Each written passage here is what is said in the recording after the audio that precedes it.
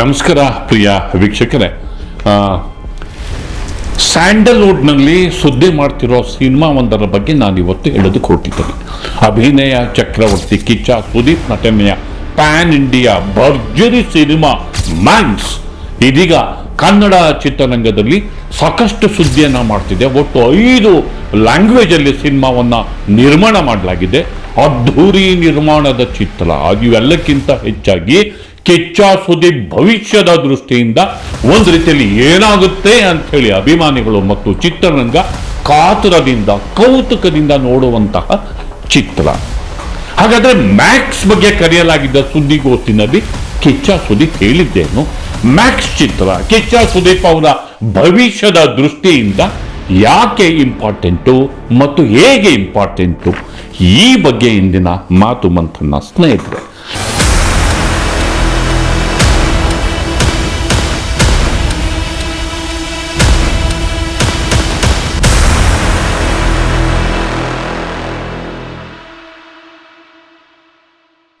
ಗೆಳೆಯರೆ, ನಟ ಕಿಚ್ಚ ಸುದೀಪ್ ಅಭಿನಯ ಚಕ್ರವರ್ತಿ ಎನ್ನುವ ಬಿರುದಿದೆ. ಅವರ ಅದ್ಧೂರಿ ಪ್ಯಾನ್ ಇಂಡಿಯಾ ಸಿನಿಮಾ ಮ್ಯಾಕ್ಸ್ ಇದೀಗ ರಾಜ್ಯಾದ್ಯಂತ, ಅದರಲ್ಲೂ ದಕ್ಷಿಣ ಭಾರತಾದ್ಯಂತ ಭಾರೀ ಸುದ್ದಿಯನ್ನು ಮಾಡ್ತಾ ಇದೆ. ಪ್ಯಾನ್ ಇಂಡಿಯಾ ಸಿನಿಮಾ ಕೋಟ್ಯಾಂತರ ರೂಪಾಯಿ ದುಡ್ಡನ್ನು ಸುರಿದು ಇದೀಗ ಬಿಡುಗಡೆಗೆ ಸಜ್ಜಾಗಿರುವಂತಹ ಸಿನಿಮಾ.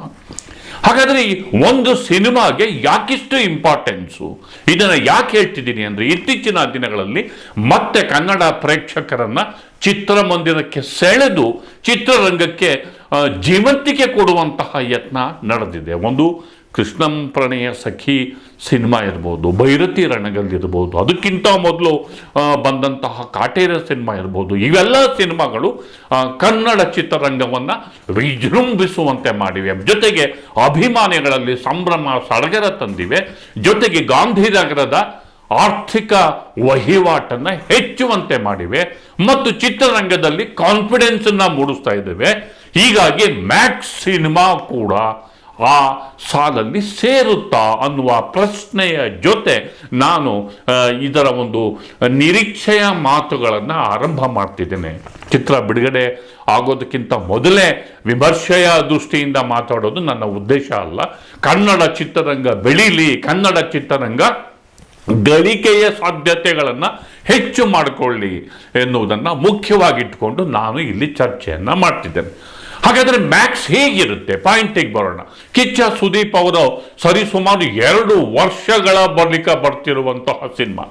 ಅವರ ವಿಕ್ರಮ್ ರೋಣ ಬಿಡುಗಡೆಯ ನಂತರ ಇನ್ನು ಯಾವ ಸಿನಿಮಾ ಕೂಡ ಬಿಡುಗಡೆ ಆಗಿಲ್ಲ. ಹೀಗಾಗಿ ಅಭಿಮಾನಿಗಳಲ್ಲಿ, ಜೊತೆಗೆ ಅಭಿನಯ ಚಕ್ರವರ್ತಿ ಬಾದಶಾ ಅಂತೆಲ್ಲ ಕರೀತಾರೆ, ಅವರ ಒಂದು ಭವಿಷ್ಯದ ದೃಷ್ಟಿಯಿಂದ ಏನಾದೀತು ಅನ್ನುವಂತಹ ಒಂದು ಚರ್ಚೆ ಕೂಡ ಇಲ್ಲಾಗ್ತಿದೆ. ಮ್ಯಾಕ್ಸಿಮಮ್ ಮಾಸ್ ಅಂದರೆ ಮ್ಯಾಕ್ಸಿಮಮ್ ಎಂಟರ್ಟೈನ್ಮೆಂಟ್ ಅನ್ನುವಂತಹ ಸೂತ್ರ, ಈ ಸೂತ್ರದಿಂದ ತಯಾರಾದಂತಹ ಪ್ಯಾನ್ ಇಂಡಿಯಾ ಸಿನಿಮಾ ಅನ್ನುವ ಎಕ್ಸ್ಪ್ಲನೇಷನ್ ಅನ್ನ ಕೊಡಲಾಗ್ತಿದೆ. ಇದೀಗ ಕಿಚ್ಚ ಸುದೀಪ್ ಇದ್ರ ಬಗ್ಗೆ ಏನು ಹೇಳ್ತಾರೆ ನೋಡೋಣ ಬನ್ನಿ. ಸರ್, ಕತೆಗಳ ವಿಚಾರ ಬಂದಾಗ ಸಾಕಷ್ಟು ಡಿಸ್ಕಷನ್ ಆಗುತ್ತೆ. ಅಗೈನ್ 22 ವರ್ಷಗಳಿಗಿಂತ ಹೆಚ್ಚು ಅನುಭವ. ಈ ಕಡೆ ಹೊಸ ನಿರ್ದೇಶಕರು, ಆ ಕಡೆ ತುಂಬ ಹಳೆ ನಿರ್ಮಾಪಕರು. ಇಬ್ಬರ ಮಧ್ಯೆ ಒಂದು ಹಳೆ ಗೆಳೆತನಕ್ಕೆ ಕತೆ ಒಪ್ಕೊಂಡ್ರ, ಅಥವಾ ಹೊಸ ನಿರ್ದೇಶಕರ ಹೊಸತನಕ್ಕೆ ಕತೆ ಒಪ್ಕೊಂಡ್ರ, ಅಥವಾ ಇವತ್ತಿನ ಜನ್ರೇಷನ್ಗೆ ಮ್ಯಾಚ್ ಆಗುವಂಥ ಕಥೆಯನ್ನು ತರ್ತಿದ್ದಾರೆ ಅನ್ನೋ ಕಾರಣಕ್ಕೆ ಕಥೆಯನ್ನು ಒಪ್ಕೊಂಡ್ರ? ನೀವು ಹೇಳಿದ್ಮೇಲೆ ಇಷ್ಟೆಲ್ಲ ಯೋಚನೆ ಮಾಡ್ತಾರೆ. ನಾನು ಮನೆಗೆ ಬಂದರು, ಕತೆ ಹೇಳಿದ್ರು, ಇಷ್ಟ ಆಯಿತು, ಹೋಗ್ಬಿಟ್ಟು ತಾಳಿ ಕಟ್ಟಿದೆ ಸರ್. ಸಿಂಪಲ್ ಅಷ್ಟೆಲ್ಲ.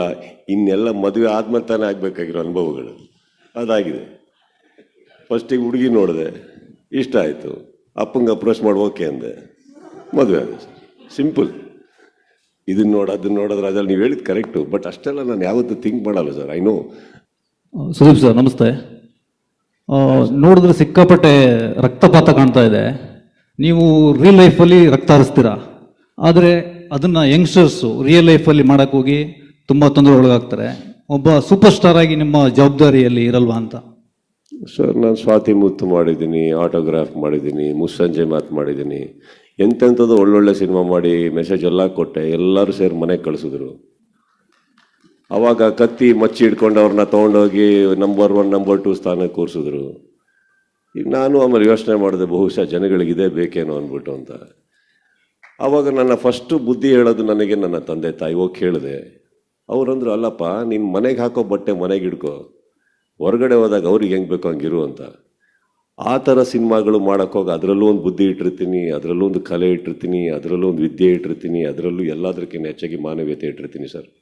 ಮಚ್ಚು ನನ್ನ ಕೈಯಲ್ಲಿದ್ದ ಅನ್ನೋದು ಮಾತ್ರಕ್ಕೆ ಒಂದು ಟ್ರೈಲರ್ ನೋಡಿ ಯಾಮಾರಬೇಡಿ, ಪಿಕ್ಚರ್ ನೋಡಿ. Thank you.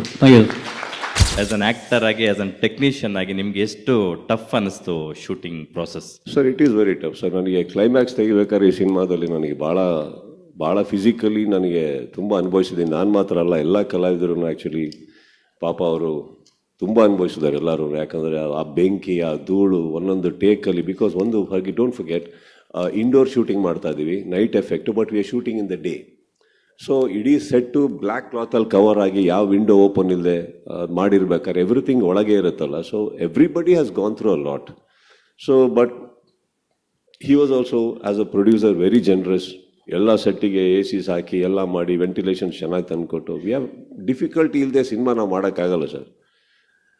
ಇವಾಗ ಇದೂ ನಾವು ಎಂಟರ್ಟೈನ್ಮೆಂಟಿಗೆ ಮಾಡೋದು. ಅಲ್ಲಿ ಜನ ಇದನ್ನು ನೋಡಿ ಒಂದು 3 ನಿಮಿಷ 4 ನಿಮಿಷ ಫೈಟ್ ಅಂತ ಅನ್ಕೊಬೋದು, but we would have gone through it for about almost 40 days. ಉಸಿರಾಡೋಕ್ಕಾಗದೆ ಸ್ಟೀಮಿಂಗ್ ತೊಗೊಂಡು, ಅದೇನಂತಾರೆ ಪ್ರದೀಪ್, ನೆಬುಲೈಸಿಂಗ್, ಕರೆಕ್ಟ್, ನೆಬುಲೈಸಿಂಗ್ ಎಲ್ಲ ಮಾಡ್ಕೊಂಡಿದ್ದೀವಿ ನಾವು. ಕಿಚ್ಚ ಸುದೀಪ್ ಅವರ ಪ್ರತಿಕ್ರಿಯೆಯನ್ನು ನಾವು, ಒಂದು ಇಂಟ್ರೆಸ್ಟಿಂಗ್ ಪ್ರತಿಕ್ರಿಯೆಯನ್ನು ನಾವು ನೋಡಿದ್ವಿ. ಅದು ನಿರ್ಮಾಣದ ದೃಷ್ಟಿಯಿಂದ, ನಿರ್ದೇಶನದ ದೃಷ್ಟಿಯಿಂದ, ನಟನೆಯ ದೃಷ್ಟಿಯಿಂದ ಒಂದು ರೀತಿಯಲ್ಲಿ ಅವ್ರ ಮೇಲೆ, ಈ 3 ವಿಭಾಗದ ಮೇಲೆ ಒತ್ತಡ ಇದೆ. ವಿಜಯ್ ಕಾರ್ತಿಕೇಯನ್ ಅದನ್ನು ಡೈರೆಕ್ಷನ್ ಮಾಡಿದ್ದಾರೆ. ಕಲೆಮಣಿ ಧನು ಅವರು ಒಂದು ಹ್ಯೂಜ್ ಸಿನಿಮಾನ ಪ್ರೊಡ್ಯೂಸ್ ಮಾಡಿದ್ದಾರೆ. ಆಗಲೇ ಹೇಳಿದಂತೆ ಕಿಚ್ಚ ಸುದೀಪ್ 3 ಜನರ ಮೇಲೆ ಗೆಲ್ಲಲೇಬೇಕಾದಂತಹ ಒತ್ತಡ ಇದೆ. ಯಾಕೆ ಒತ್ತಡ ಇದೆ? ಈಗ ಮಾರ್ಟಿನ್ ಸಿನಿಮಾ ನಾವು ನೋಡಿದ್ವಿ. ಮಾರ್ಟಿನ್ ಸಿನಿಮಾದ ಬಗ್ಗೆ ನಾನು ಹೆಚ್ಚೇನು ಹೇಳೋದಕ್ಕೆ ಹೋಗೋದಿಲ್ಲ. ಒಂದು ದೊಡ್ಡ ಪ್ಯಾನ್ ಇಂಡಿಯಾ ಸಿನಿಮಾ ಅಂಥೇಳಿ ಪ್ರೊಜೆಕ್ಟ್ ಆದಂತಹ ಸಿನಿಮಾ ನಂತರ ಏನಾಯಿತು ಅಂತ ಎಲ್ರಿಗೂ ಕೂಡ ಗೊತ್ತು. ಅಂದರೆ ಯಾವುದೇ ಚಿತ್ರ ಒಬ್ಬ ನಿರ್ಮಾಪಕ ಹ್ಯೂಜ್ ಹಣವನ್ನು ಹಾಕ್ತಾನೆ, ಆದರೆ ಅದು ಸ್ವಲ್ಪ ಎಡವಟ್ಟಾದಾಗ ಏನಾಗುತ್ತೆ, ಅದನ್ನು ದುಡ್ಡು ಹಾಕ್ತೋರ್ದು ಅಥವಾ ನಟಿಸ್ತೋರ್ದು ಅಥವಾ ಆ ಟೀಮಲ್ಲಿ ಇದ್ದವ್ರ ಕತೆ ಏನಾಗುತ್ತೆ, ಅವರ ಮನಸ್ಸಿಗೆ ಹೇಗೆ ಆಘಾತ ಆಗುತ್ತೆ, ಅವ್ರ ಭವಿಷ್ಯದ ಮೇಲೆ ಏನು ಪರಿಣಾಮ ಬೀರುತ್ತೆ ಅನ್ನುವಂತಹ ಜವಾಬ್ದಾರಿ ನನಗಿದೆ. ಆದ್ದರಿಂದ ಮ್ಯಾಕ್ಸ್ ಸಿನಿಮಾ ಅಥವಾ ಇನ್ಯಾವುದೇ ಕನ್ನಡದ ಸಿನಿಮಾ, ಪ್ಯಾನ್ ಇಂಡಿಯಾ ಇರ್ಬೋದು, ಲೋಕಲ್ ಸಿನಿಮಾಗಳಿರಬಹುದು, ಅಪ್ಪಟ ಕನ್ನಡದ ಸಿನಿಮಾ ಇರ್ಬೋದು, ಅದು ಗೆಲ್ಲಬೇಕು ಎನ್ನುವಂತಹ ಆಶಯದ ದೃಷ್ಟಿಯಿಂದ ಮತ್ತು ಕ್ರಿಯಾಶೀಲತೆ, ಹೊಸತನ ಅಲ್ಲಿ ಮೆರಿಬೇಕು ಅನ್ನೋ ದೃಷ್ಟಿಯಿಂದ ಮತ್ತು ಈ ಸಿನಿಮಾಗಳು ಕನ್ನಡ ಚಿತ್ರರಂಗಕ್ಕೆ ಒಂದು ಹೊಸ ಆಯಾಮವನ್ನು ಕೊಡಲಿ ಅನ್ನುವ ದೃಷ್ಟಿಯಿಂದ ನಾನು ಈ ವಿವರಗಳನ್ನು ನಾನು ನಿಮ್ಮ ಮುಂದೆ ಪ್ರೆಸೆಂಟ್ ಮಾಡ್ತಿದ್ದೇನೆ. ಆದ್ದರಿಂದ ಇಲ್ಲಿ ಕಿಚ್ಚ ಸುದೀಪ್ ಗೆಲ್ಲಲೇಬೇಕಾದಂತಹ ಒತ್ತಡಕ್ಕೆ ಅವರು ಸಿಲುಕಿದ್ದಾರೆ. ಯಾಕೆ ಗೆಲ್ಲಲೇಬೇಕು? ಈಗ ಸುದೀಪ್ ಅವರ ಬಾಯಲ್ಲೇ ನಾವು ಅದನ್ನು ಕೇಳೋಣ. ಸುದೀಪ್ ಸರ್, ಮ್ಯಾಕ್ಸ್ ಆ ಟೆಕ್ಸ್ಟ್ ಅಲ್ಲಿ ಮಧ್ಯದಲ್ಲಿ ಸ್ಕಲ್ ಇದೆ, ತಲೆಬುರುಡೆ, ಯಾರದು, ಏನ್ ಹೇಳಕ್ ಹೊರಟಿದೆ ಅಂತ? ಏನು ಹೇಳುತ್ತಮ್ಮ ಸ್ಕಲ್ಲು? ಈಗ ಕರೆಂಟ್ ಟ್ರಾನ್ಸ್ಫಾರ್ಮರ್ ಮುಂದೆನೂ ಹಾಕಿರ್ತಾರೆ, ಏನು ಹೇಳುತ್ತೆ ನೋಡೋಣ ಅಂತ ಮುಟ್ತೀರಾ ಹೋಗಿ?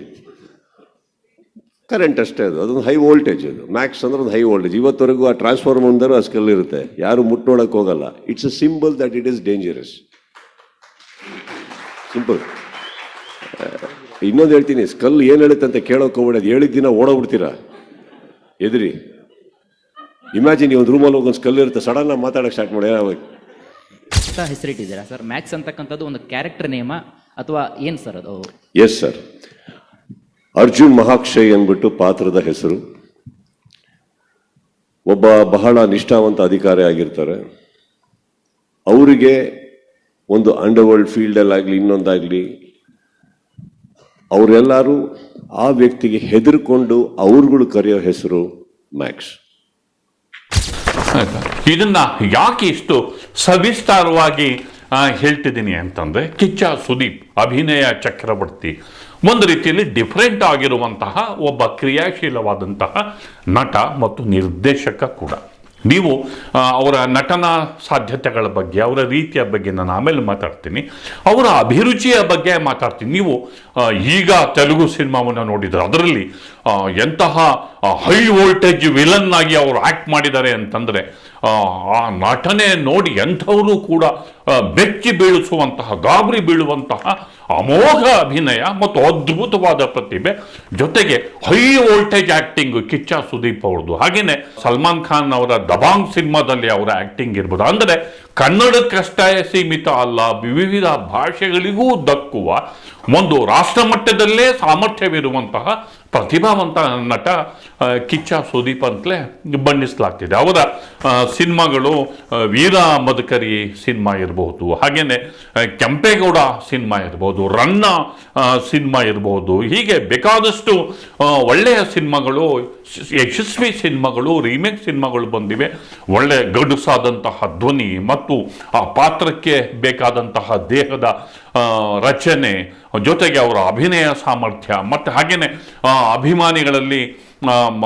ಅಭಿಮಾನಿಗಳಲ್ಲಿ ಸಂಭ್ರಮವನ್ನು ಹುಟ್ಟು ಹಾಕುವಂತಹ ಶೈಲಿ, ಅವರ ಸ್ಟೈಲು, ಜೊತೆಗೆ ಅವ್ರ ಮೇಲೆ ಹಣ ಹಾಕಿದರೆ ಗಳಿಕೆ ಆಗುತ್ತೆ ಅನ್ನುವಂತಹ ಒಂದು ವ್ಯಾವಹಾರಿಕವಾದಂತಹ ಇಮೇಜು, ಅಂದರೆ ಅವ್ರ ಮೇಲೆ ಹಣ ಹೂಡಬಹುದು ಅನ್ನುವಂತಹ ವರ್ಚಸ್ಸು, ಇವೆಲ್ಲಗಳ ಕಾರಣಕ್ಕೆ ಅವರ ಅಭಿನಯ ಮತ್ತು ಅವರೊಬ್ಬ ಸಿಗ್ನಿಫಿಕೆಂಟ್ ನಟನಾಗಿ ಅವರಿದ್ದಾರೆ. ಜೊತೆಗೆ ಅವರೊಬ್ಬ ಕ್ರಿಯೇಟಿವ್. ಯಾಕೆ ಕ್ರಿಯೇಟಿವ್ ಅಂತಂದರೆ, ನೀವು ಅವರೇ ನಿರ್ದೇಶಿಸುವ ರೀಮೇಕ್ ಚಿತ್ರ ಆಟೋಗ್ರಾಫನ್ನು ತುಂಬ ಜನ ನೋಡಿರ್ಬೋದು.